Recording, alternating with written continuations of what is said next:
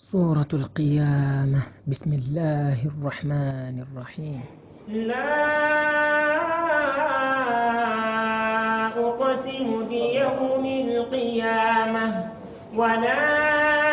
أقسم بالنفس اللوامة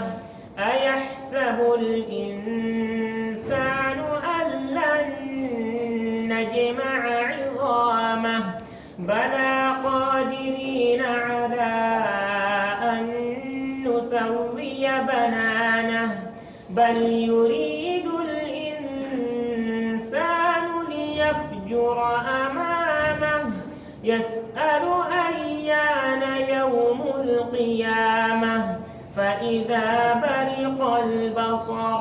وخسف القمر وجمع الشمس والقمر يقول الإنسان يومئذ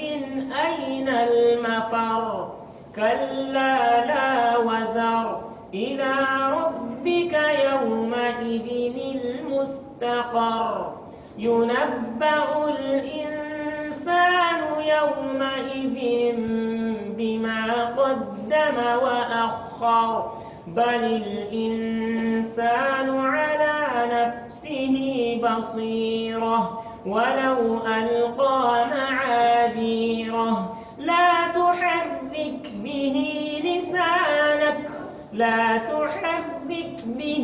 لسانك لتعجل به إن علينا جمعه وقرآنه فإذا قرأناه فاتبع قرآنه ثم إن علينا بيانه كلا بل تحبون العاجلة وتذرون الآخرة وجوه